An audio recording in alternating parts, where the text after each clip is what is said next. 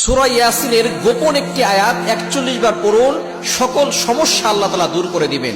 এবং এই আয়াতের ফজিলত অনেক বেশি। আমরা এই আয়াতকে অনেকেই জানি, তবে আমরা অনেকেই আমল করি না। মনে রাখবেন, যদি আপনি এই আয়াতে আমলটা করতে পারেন, ১ নাম্বার হচ্ছে আপনার যাবতীয় যত সমস্যা আছে সকল সমস্যা আল্লাহ পাক রব্বুল আলামিন দূর করে দিবেন। ২য় নাম্বার হচ্ছে আল্লাহ পাক রব্বুল আলামিন আপনার সকল কষ্ট দূর করবেন। আমরা অনেক সময় কষ্টে পড়ে যাই, অনেক সময় কঠিন বিপদে পড়ে যাই। যখন আপনি বিপদে পড়ে যাবেন, কষ্টে পতিত হবে, তখন আপনি সূরা ইয়াসিনের এই আয়াতটি পড়বেন, দেখবেন আল্লাহ তাআলা আপনার সকল কষ্ট দূর করে দিবেন। এবং ৩ নাম্বার হচ্ছে আপনার অভাব দূর করে দিবেন। অনেকে আমরা বিপদে পড়ে যাই, অভাবে পড়ে যাই।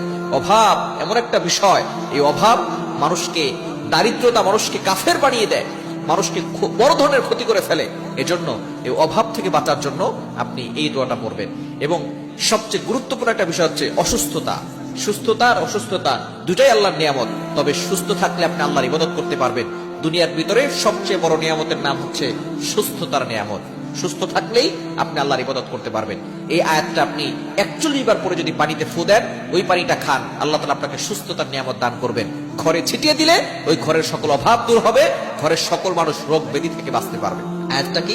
আয়াতটা হচ্ছে ২৩ নম্বর পারা ৩ নম্বর পৃষ্ঠার ৫ নম্বর লাইন, সূরা ইয়াসিনের ৫৮ নম্বর আয়াত।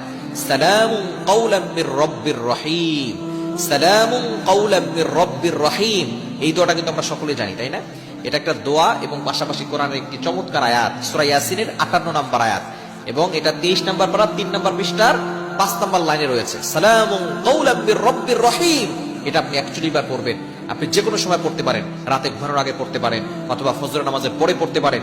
যে কোনো সময় আপনি পড়বেন। ৪১ বার পড়ে আপনি পানিতে ফু দিয়ে খেলে আল্লাহ তাআলা আপনাকে সুস্থতার নিয়ামত দান করবেন। ৪১ বার পরে আল্লাহর কাছে দোয়া করলে আল্লাহ তাআলা আপনার দোয়া কবুল করে নেবেন, আপনার অভাব দূর করবেন, আপনার কষ্ট দূর করবেন, আপনার সকল সমস্যা দূর করবেন, আপনার সকল হাজত আল্লাহ তাআলা পূরণ করে দিবেন।